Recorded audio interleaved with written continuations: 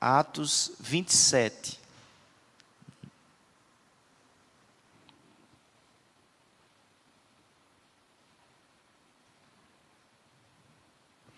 Atos 27, versículo de número 20. E não aparecendo havia já alguns dias, nem sol, nem estrelas, caindo sobre nós grande tempestade, dissipou-se afinal toda a esperança de salvamento. Atos 27, versículo 20. Vamos ler novamente? E não aparecendo havia já alguns dias, nem sol, nem estrelas, caindo sobre nós grande tempestade, dissipou-se ao final toda a esperança de salvamento. Vamos orar mais uma vez. Senhor, como é bom estarmos na Tua presença, adorando o Teu nome, declarando o Teu amor, as Tuas promessas sobre as nossas vidas.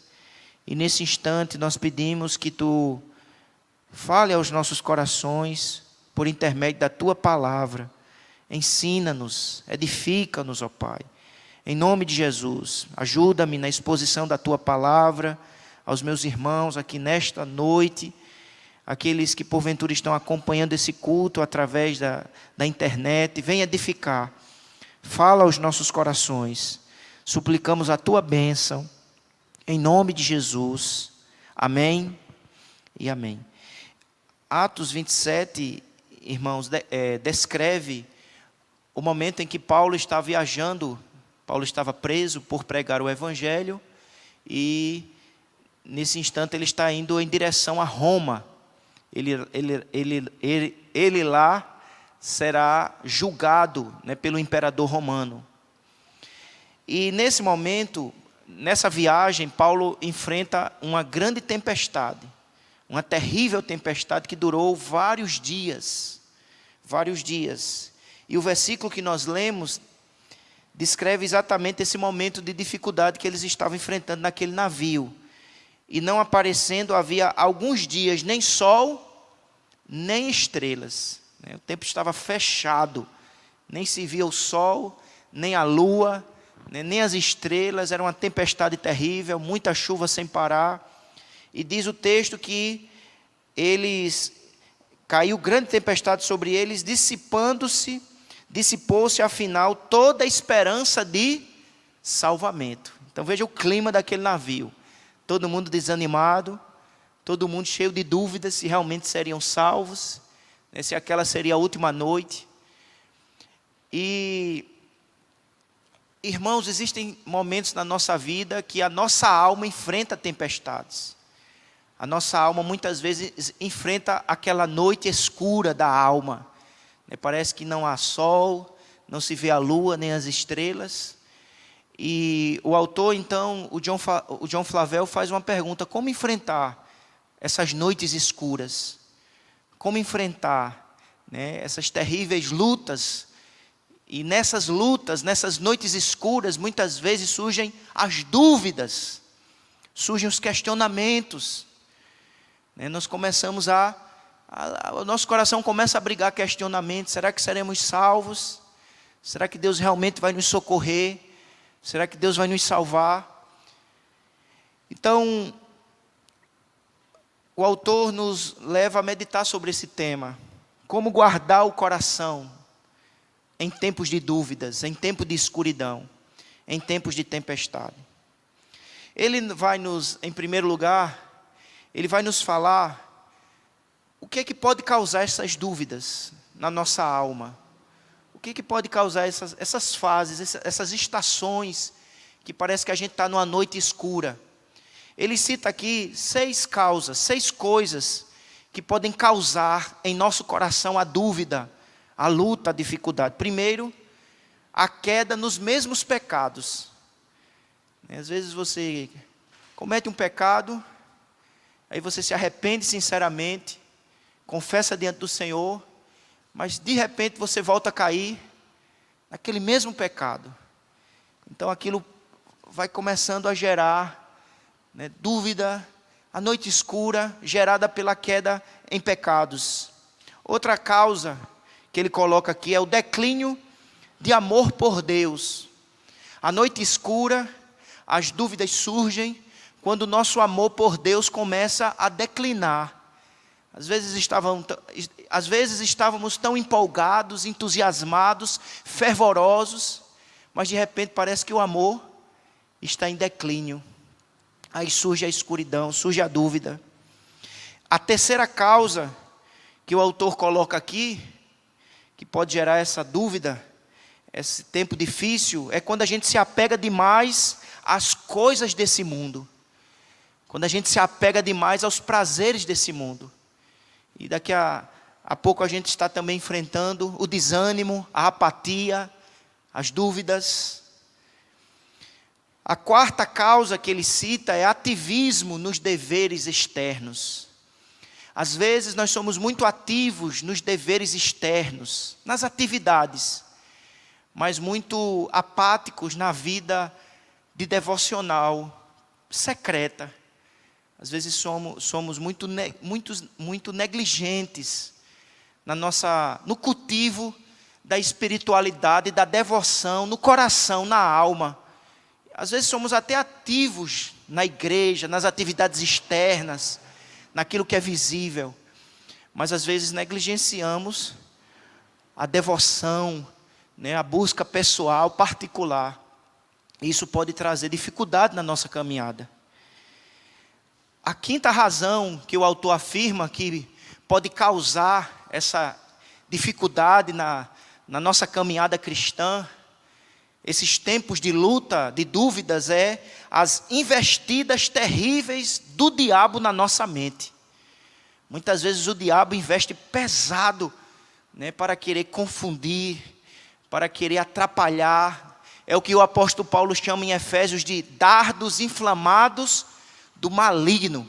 Parece que ele joga um dardo, uma lança, que quer atingir a nossa mente e gerar dúvidas em nosso coração, sobre a nossa comunhão com Deus, sobre as promessas de Deus sobre a nossa vida, sobre a nossa salvação. E aí vem a noite escura, a luta que o coração enfrenta. Mas em sexto lugar, o autor diz que o que pode também causar esse tempo de dificuldade é o silêncio de Deus. O silêncio de Deus. Quantas vezes a gente ora naquele desejo ardente de ver a resposta de Deus imediata, mas a resposta não chega. A gente não percebe o agir imediato de Deus. Então ele diz que isso pode trazer no nosso coração lutas profundas. Às vezes, não só o silêncio de Deus, mas o não de Deus. Às vezes Deus está em silêncio e quando Ele responde com um não. Isso às vezes causa luta, angústia. Então nosso coração enfrenta o que o autor chama aqui de a noite escura, em que a dúvida, o desânimo quer dominar o nosso coração. O que fazer? Então, ele apresenta aqui um tratamento de como lidar com o coração nesses momentos. Ele vai dizer o seguinte: em primeiro lugar, é preciso fazer uma distinção da presença do pecado e da predominância do pecado, ou da perseverança no pecado. Ele quer nos ensinar, irmãos, a como a gente lida com o pecado.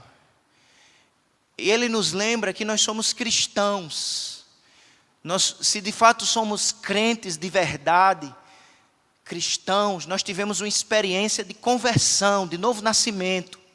O Espírito Santo de Deus habita em nós.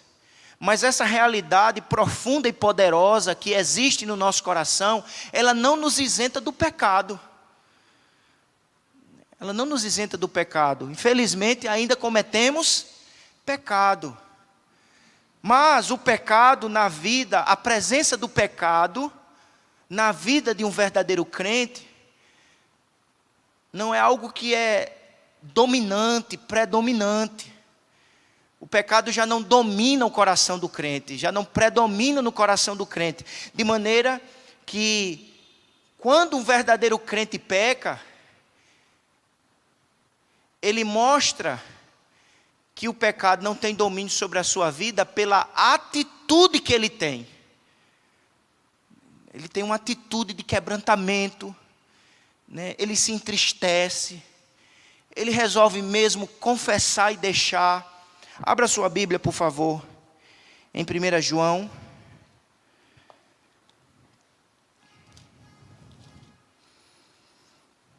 Capítulo 8.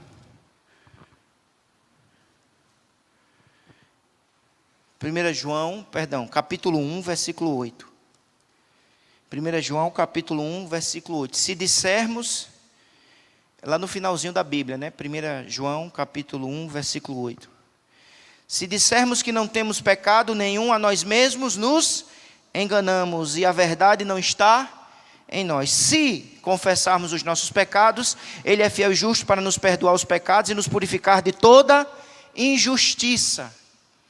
Então veja como o crente deve lidar com o pecado. Ele sabe que o pecado, a presença do pecado não é uma predominância, diferente do ímpio. O pecado na vida do ímpio prevalece, predomina, domina, né? Se torna até objeto de orgulho dele. Então é preciso nós fazermos essa distinção. Segunda verdade aqui que o autor nos ensina, ele diz assim: cuidado para não usar uma rigidez extrema e uma severidade sem misericórdia contra si mesmo. Interessante o que ele está dizendo aqui. Cuidado para não usar uma rigidez extrema e uma severidade sem misericórdia contra si mesmo. Então, às vezes, o crente ele pode ser severo demais consigo mesmo, rígido demais. Ele diz, irmãos, assim: o ímpio, quando peca, elogia a si mesmo e vê sua condição melhor do que realmente é. O verdadeiro crente, quando peca, ele pode inclinar-se a uma avaliação errada da situação. Ou seja, a pessoa é um verdadeiro crente, ele é nascido de novo, ele teve uma real experiência com Deus, ele não está isento de pecar, ele peca. Nesse momento, ele pode fazer uma avaliação errada da situação. Ele pode dizer, por exemplo, perdi a salvação, perdi o amor de Deus, deixei de ser filho de Deus. Ele pode chegar a essa avaliação, mas é uma avaliação equivocada, é isso que ele está dizendo. Não use de rigidez extrema e uma severidade sem misericórdia contra si mesmo. Esse não é o caminho, né, do crescimento espiritual. Esse não é o crescimento esse não é o caminho da maturidade espiritual. Você pode estar acusando a si mesmo de coisa que Deus não lhe acusou. Você pode estar acusando a si mesmo de coisas que Deus não lhe acusou. Abra sua Bíblia, por favor, em Isaías. O autor aqui ele vai dar um exemplo. Isaías 63.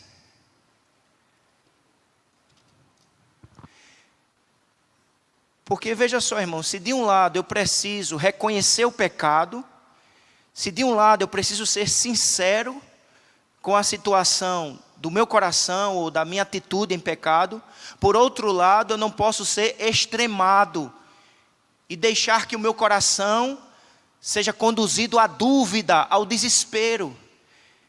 É preciso afirmar, sim, pequei, mas a graça de Deus é poderosa para mim alcançar, o sangue de Jesus é poderoso para perdoar os meus pecados e me manter firme, né, no caminho da salvação.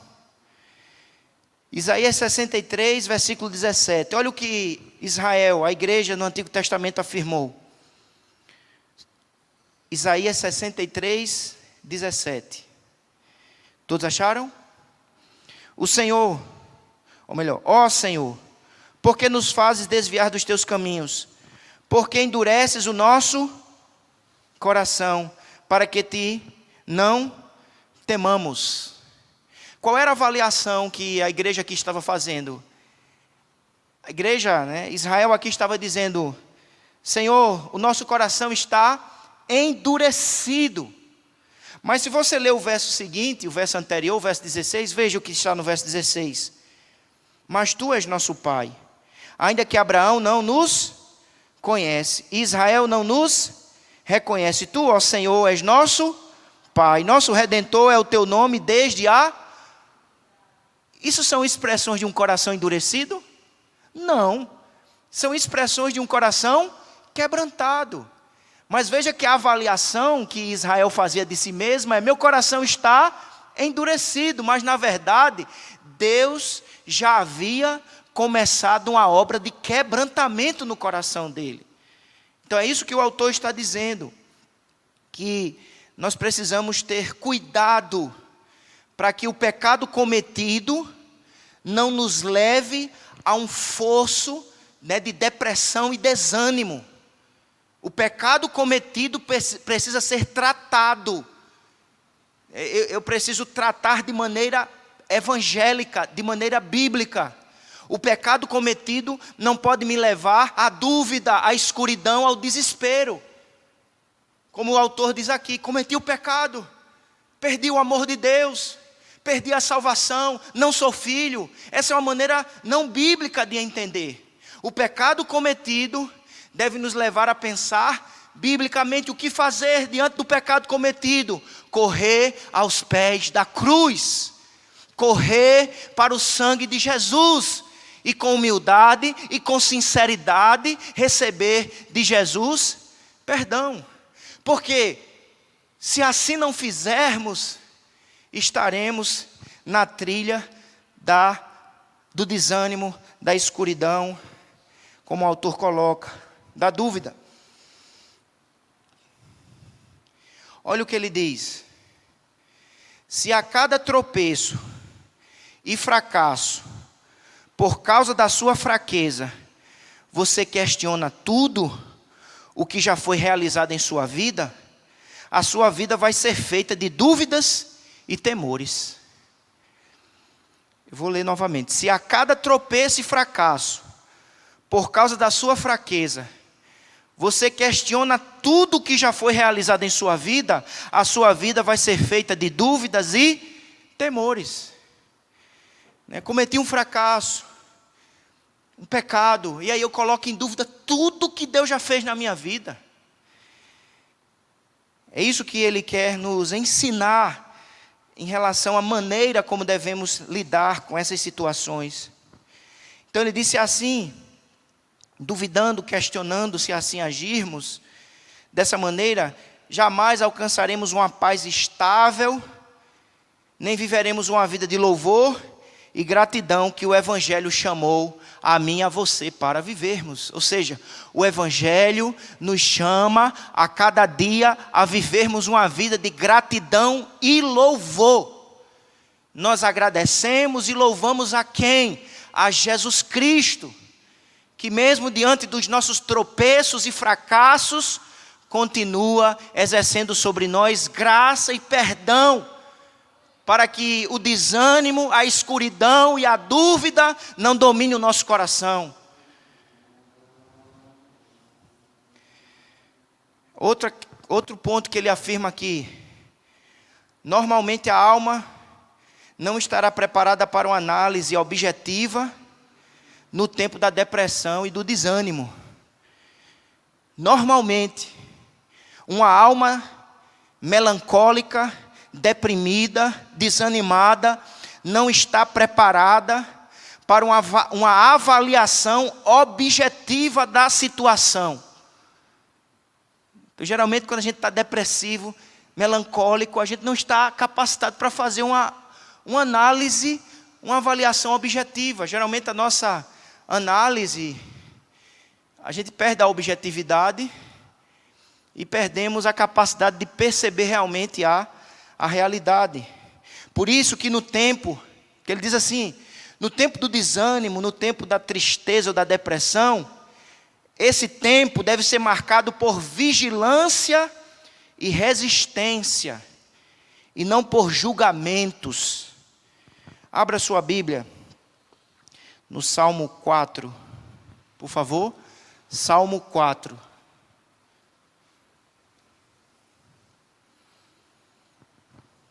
O que o salmista diz no Salmo 4, verso 4?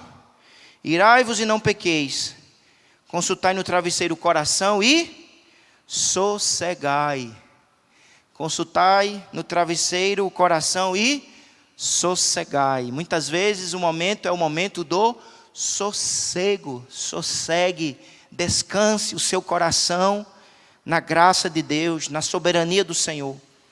Outro ponto que ele afirma aqui: a presença do desânimo, da tristeza, não significa que houve uma quebra da aliança com Deus.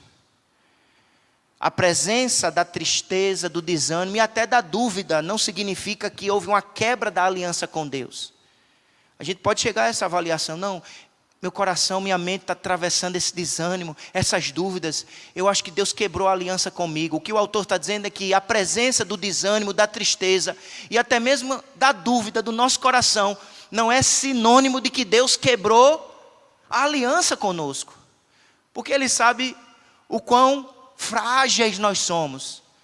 E o que define a aliança de Deus conosco é o caráter de Deus e a obra de Cristo. Abra sua Bíblia, por favor, em Oséias, Antigo Testamento. Depois de Daniel, é fácil achar Oséias. Você acha Ezequiel, Daniel, Oséias.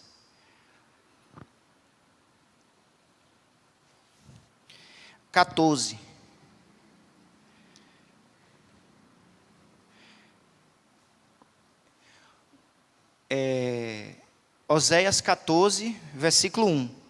Volta, ó Israel, para o Senhor teu Deus, porque pelos teus pecados estás caído. O que é que Deus diz ao Israel caído? Veja que Israel era a igreja, né? Era o povo de Deus. Diz: tu estás caído, e pelos teus pecados tu estás caído, tu estás prostrado. O que é que tu tens que fazer? Encher o teu coração de dúvida, de desânimo? Não, volta-te. Volta, Israel. Volta-te para mim.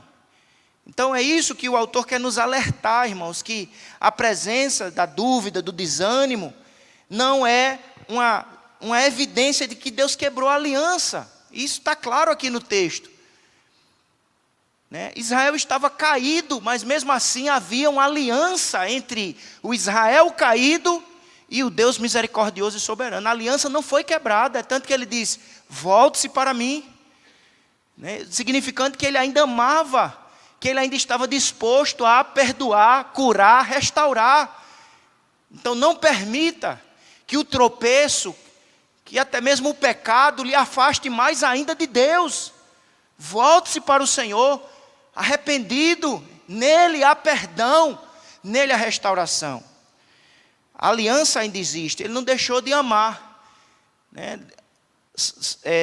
Israel continuava debaixo da salvação do Senhor. Outra verdade que o autor aqui nos lembra. Olha o que ele diz: qualquer que tenha sido o seu pecado ou tribulação, isso deve nos levar a Deus, em vez de nos distanciar dele.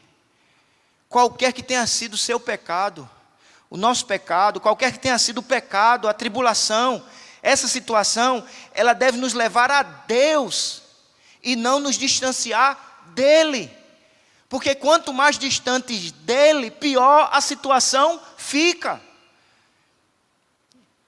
Como Israel estava aqui em Oséias 14, Israel estava caído, machucado. E o Senhor diz: volte-se. Vá para Salmos, por favor. Salmo 25.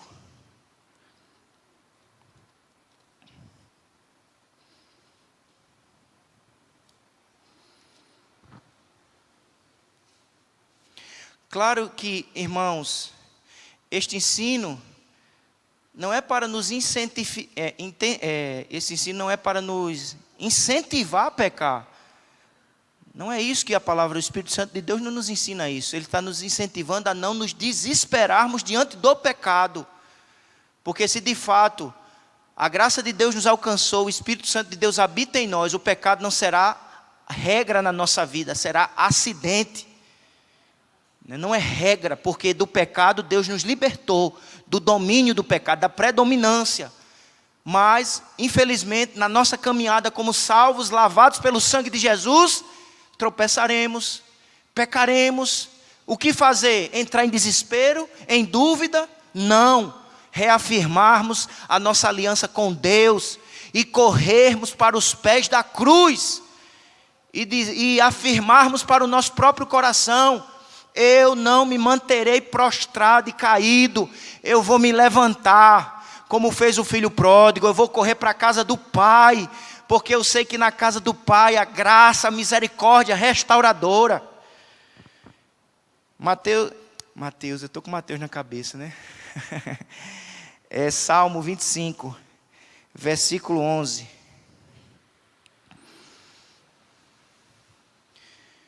Por causa do teu nome, Senhor, perdoa a minha iniquidade, pois é grande.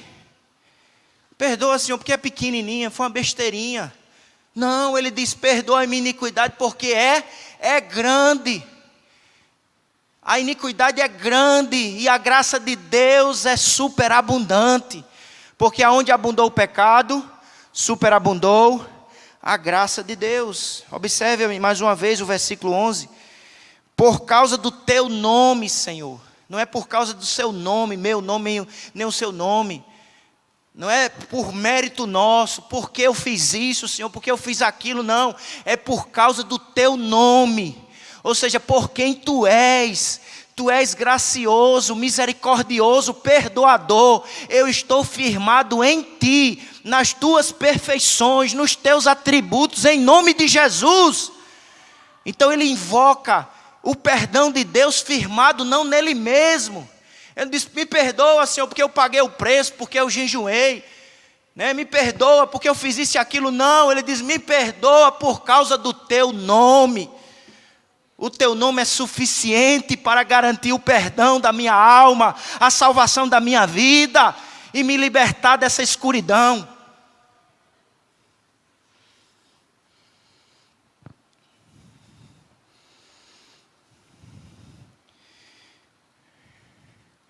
O autor, o nosso irmão, né, o pastor John Flavel, ele vai dizer que nesses tempos, né, da noite escura, onde vêm as dúvidas, ele diz que nós levantamos alguns questionamentos diante da situação, né, diante da aflição. E ele vai dizer que às vezes a gente pode dizer assim: Senhor, o Senhor não se importa mais comigo, Ele não tem mais amor por minha alma. Quantas vezes a gente pode chegar numa situação dessa e dizer: o Senhor não se importa comigo? Paulo poderia estar levantando esses questionamentos naquela noite, porque ele era um servo de Deus, engajado na obra da evangelização, e só passando por luta. Estava preso, e além de preso agora, naufragando no meio do oceano. Ele podia dizer: o Senhor não se importa mais, o Senhor não tem mais amor por minha alma, para eu estar passando por essa noite escura, por todas essas tribulações. Qual deve ser a resposta para o nosso coração duvidoso? Precisamos responder que aflições e tribulações não são marcas da ira de Deus. Aflições e tribulações nessa vida, irmãos, não são marcas da ira de Deus.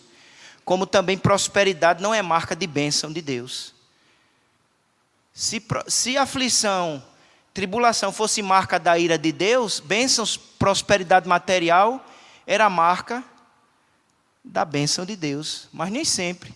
Prosperidade material é marca da bênção de Deus. A Bíblia diz no Salmo 73 que o ímpio prospera. Vamos ler o Salmo 73?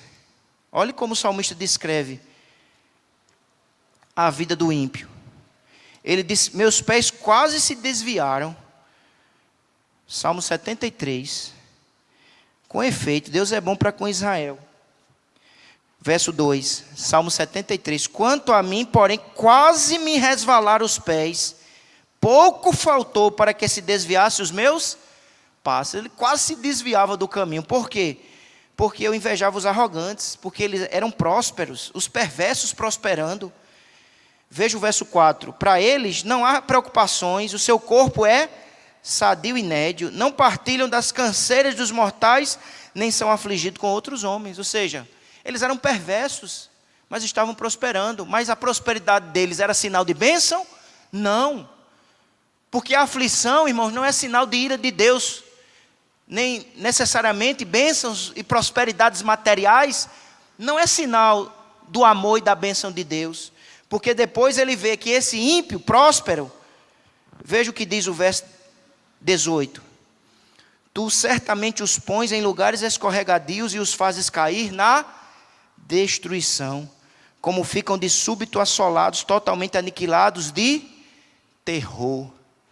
Ele diz que é muita prosperidade, mas não há a bênção do Senhor, porque não há um relacionamento com Deus, não há as bênçãos da salvação. E o mais importante na nossa alma, no nosso coração, irmãos, é estarmos de bem com os céus, através de Jesus Cristo, recebermos perdão e a paz de Deus que excede todo entendimento. Mesmo que venham as tribulações, mesmo que venham as aflições, a noite escura, Paulo não se desesperou naquele barco. A noite escura, já havia alguns dias que não se via nem o sol nem as estrelas, mas ele confiou no caráter de Deus. Ele sabia que aquela aflição, aquela tribulação não era marca da ira de Deus, pelo contrário, era porque ele estava no caminho da obediência. E muitas vezes no caminho da obediência a gente enfrenta lutas.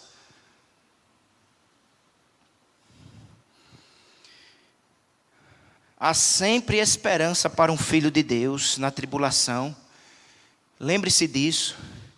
Há sempre esperança para um filho de Deus na tribulação. Lembra de Davi? Quantas tribulações ele enfrentou? Lembra de Jó? Lembra de José? Lembra de Daniel? Lembra do próprio Paulo? Há sempre esperança para um fiel filho ou filha de Deus. Muitas vezes, irmãos, a tribulação, a aflição, elas são provas claras de que nós somos filhos de Deus. Às vezes a própria tribulação é uma prova de que nós somos filhos de Deus. E porque somos filhos de Deus, nesse mundo de trevas, enfrentamos muitas vezes a luta. Então é para ser entendida de maneira contrária. Não é que a aflição e tribulação é sinal da ira de Deus na vida de um filho.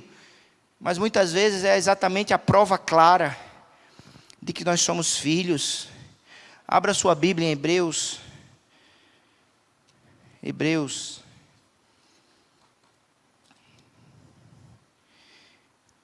Hebreus capítulo de número 12.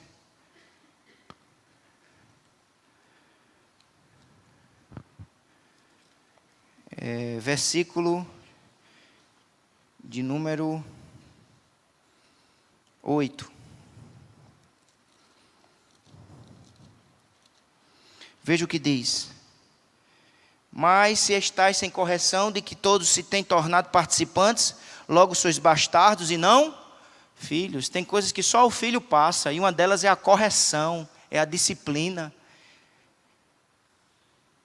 Mas aí você pode continuar dizendo: Deus não me ama mais, Ele escondeu sua face de mim. O que fazer quando o coração levanta esses questionamentos, irmãos? Confie no caráter de Deus. Ele é sempre bom, Ele é sempre sábio, Ele é soberano sobre todas as circunstâncias. Interprete a situação não a partir dos sentimentos do seu coração. Interprete a situação a partir do caráter de Deus. Abra sua Bíblia, por favor, em Isaías. Isaías 49.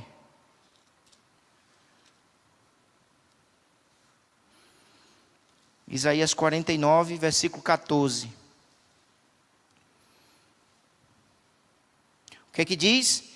Mas Sião diz: o Senhor me desamparou, o Senhor se esqueceu de mim.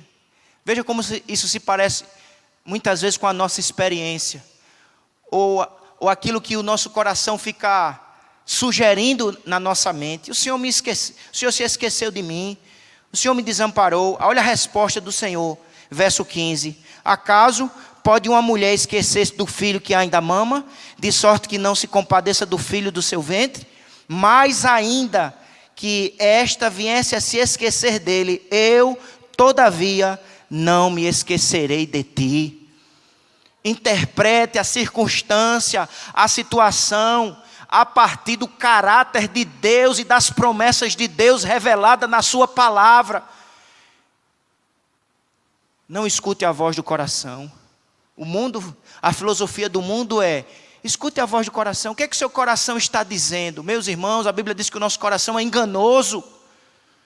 A gente não tem que estar ouvindo a voz do coração, a gente precisa ouvir a voz de Deus, que se revela pela palavra, pelas promessas. Submeta o seu coração, não à voz dele mesmo, submeta o seu coração à voz do Senhor. Olha o que o coração de Israel estava dizendo: o Senhor me desamparou. Olha o que os sentimentos estavam proclamando: o Senhor se esqueceu de mim. Mas o Senhor estava revelando: mesmo que a mãe se esqueça, eu não me esquecerei de ti. A gente precisa ter cuidado com essas filosofias defendidas nesse mundo e cantadas. Mesmo na tribulação, o que é que eu e você precisamos fazer? Na tribulação, vigie contra o pecado e se apegue a Deus. Foi o que Jó fez. Naquela situação de tanta tribulação, Jó disse: o Senhor deu, o Senhor tomou. Bendito seja o nome do Senhor. Ele tinha tudo para murmurar, blasfemar, reclamar. E no tempo da luta, da dificuldade, a gente precisa vigiar para não pecarmos contra o Senhor, contra a palavra do Senhor e contra as promessas do Senhor. Os nossos sentimentos, irmãos, não são juízes competentes para julgar as circunstâncias, as ações, os desígnios de Deus. Isso é importantíssimo afirmarmos, porque a gente vive num mundo em que se celebra demais os sentimentos. Às vezes as pessoas tomam sérias decisões dizendo: eu senti. Os sentimentos não são juízes competentes para julgar. Quem deve decidir na nossa vida é a palavra de Deus. Às vezes a gente sente errado, porque somos limitados e pecadores. Precisamos suplicar ao Deus dos céus que submeta o nosso coração, a nossa mente, à sua palavra, à sua real vontade. Isaías 50, versículo 10 diz assim: quem há entre vós que tema ao Senhor e que ouça a voz do seu servo? Aquele que andou em trevas, sem nenhuma luz, confie em o nome do Senhor e se firme sobre o seu Deus. Aquele que andou em trevas, aquele que andou sem luz, faça o quê? Confie no nome do Senhor. Deus não se esquece. Hebreus capítulo 13, lembram dessa promessa? Que é citada, Hebreus 13, versículo de número 5. Seja a vossa vida sem avareza, contentai-vos com as coisas que tendes, porque Ele tem dito: de maneira alguma te deixarei, nunca, jamais te abandonarei. Eu quero caminhar aqui, irmãos, tinha muito mais coisa para falar, mas preciso encerrar, caminhar aqui para a conclusão, porque teremos a assembleia. Eu vou só citar. Lembram que no início ele falou de algumas causas, algumas coisas que causam a dúvida, o desânimo. E nesse final aqui ele vai tratar dessas causas. A primeira causa, ele disse, quando caímos de novo no mesmo pecado. Ele diz: diante dessa situação, não se desespere, mas lembre-se, Cristo se aproximou dos discípulos quando já estavam dormindo pela terceira vez. Os discípulos disseram: vigiai e orai comigo. Jesus disse aos discípulos: vigiem e orem comigo. Jesus saía, voltava, eles estavam dormindo. Ele volta e diz: será que vocês não conseguem vigiar e orar comigo? Aí ele vai, quando volta eles estão dormindo. Na terceira vez, ou seja, irmãos, Jesus não desistiu dos discípulos. Ele não desiste de nós, apesar da nossa fraqueza. Portanto, se cairmos, que ouçamos a voz do Senhor, conforme está em Oséias 14, verso 1. Israel, volta-te para mim, tu estás caído, levanta-te. Volta-te para o Senhor, renove seu arrependimento, entristeça-se por causa do pecado, entristeça-se por causa do pecado. A gente não pode brincar com o pecado traz consequências terríveis. Não podemos flertar com o pecado, precisamos nos entristecer diante do pecado, nos entristecer de verdade, mas não nos desesperarmos. Porque se desesperarmos, estamos colocando em xeque a suficiência da obra de Cristo, do sangue de Jesus. Amém, igreja?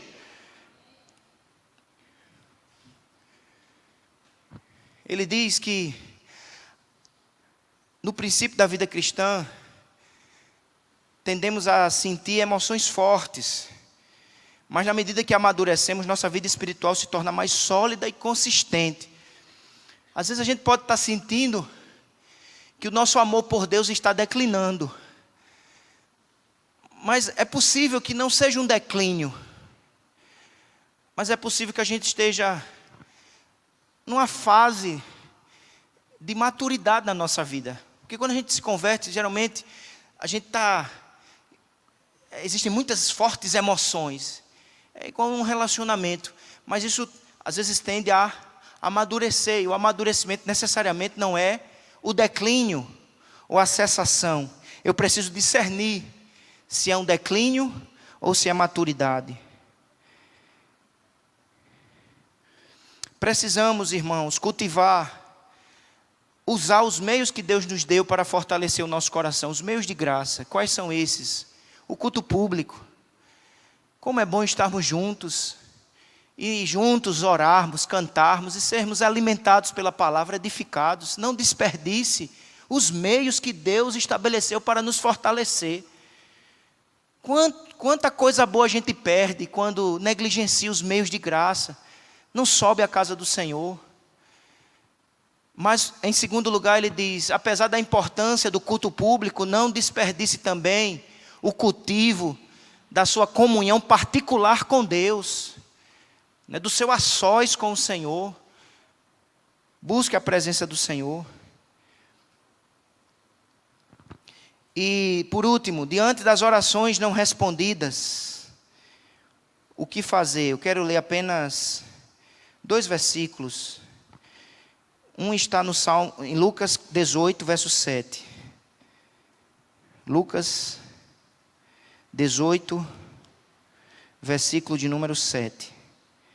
Que diz assim: não fará Deus justiça aos seus escolhidos, que a Ele clama dia e noite, embora pareça demorado em defendê-los. Ele diz que uma das coisas que cria em nós desânimo, dúvidas, é quando as nossas orações não são respondidas. E aí ele responde essa questão citando Lucas 18, 7. Não fará Deus justiça aos seus escolhidos, que a Ele clama dia e noite, embora pareça demorado em defendê-los? Ou seja, talvez sua oração não foi rejeitada, ela está somente, a resposta foi adiada, né? Não rejeitada. E o Senhor, Ele responde não, sim ou aguarde. Então a gente precisa entender o agir de Deus diante da demora. Diante dessa demora, diante do silêncio, Deus é sempre bom, justo e sábio. Jamais desconfie do caráter de Deus. Diante da demora, examine seu coração e sonde seus caminhos. Temos sempre razão para nos humilhar, mas não para perder a esperança. Que Deus nos ajude a guardar o coração na noite escura, quando as dúvidas vierem, quando o desânimo surgir, ou por causa dos ataques de Satanás, ou por causa das orações não respondidas, ou por causa de pecados cometidos.